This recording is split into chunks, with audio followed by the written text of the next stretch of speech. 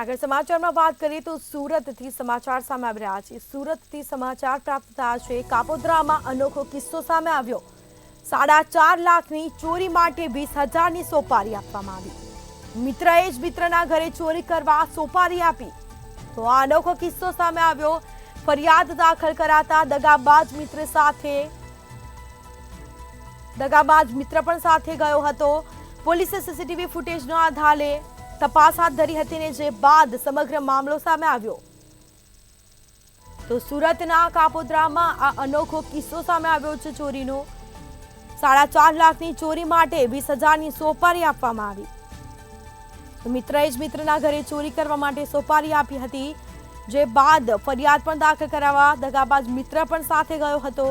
સમગ્ર મામલે કાર્યવાહી હાથ ધરાઈ છે, તપાસ હાથ ધરાઈ છે। પોલીસે સીસીટીવી તપાસના મામલે કહી શકાય કે તપાસ કરી અને જે બાદ સમગ્ર મામલો પ્રકાશમાં આવ્યો।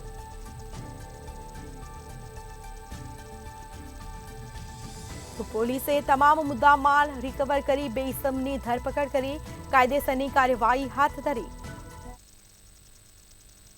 હત્યા કરવા માટે સોપારી અપાતી હોવાની વાત તો આપણે સાંભળી છે, પરંતુ સુરતમાં એવો કિસ્સો સામે આવ્યો છે કે ચોરી કરવા માટે સોપારી આપવામાં આવી। એક મિત્રએ જ તેમના બીજા મિત્રના ઘરે ચોરી કરવા માટે થઈ અને એક વ્યક્તિને સોપારી આપી હતી। કાપોદ્રા પોલીસે આ સમગ્ર મામલો જે છે ઝડપી પાડ્યો છે અને મિત્ર જે છે તેને જે સોપારી આપનાર વ્યક્તિ છે તેમને ઝડપી પાડ્યો જોઈ શકાય છે। પોલીસ જાપ્તાની અંદર ઉભેલા આ બંને વ્યક્તિઓ છે। આ બંને વ્યક્તિઓમાં એક જે છે તે સોપારી આપનાર છે ત્યારે એક વ્યક્તિ સોપારી લેનાર છે।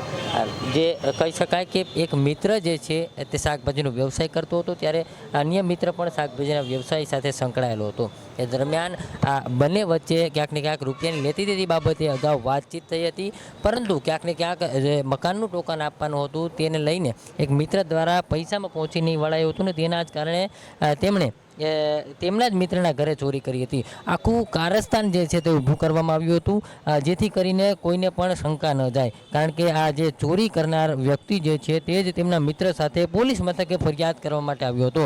ખાસ કરીને પોલીસને ગેરમાર્ગે દોરવાનો પણ પ્રયાસ થયો હતો।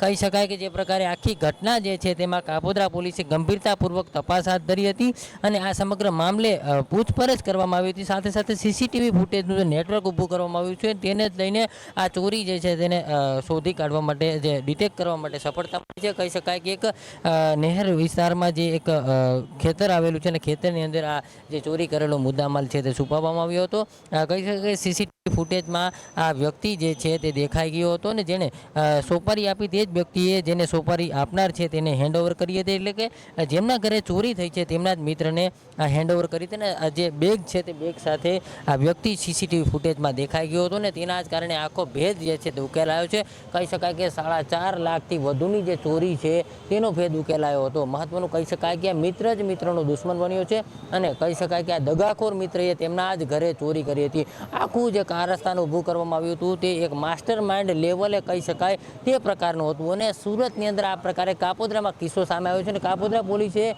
આ સમગ્ર મામલો જે છે તે ઝડપી પાડ્યો છે અને આ બંને આરોપીઓ જે છે તેને ઝડપી પાડી કાયદેસરની કામગીરી હાથ ધરી છે। મહત્વનું કહી શકાય કે આ સમગ્ર મામલે પોલીસ જે છે તેણે ખૂબ જ ગંભીરતાપૂર્વક તપાસ હાથ ધરી હતી ને તેના જ કારણે આ ચોરીનો ભેદ છે તે ઉકેલાયો હતો।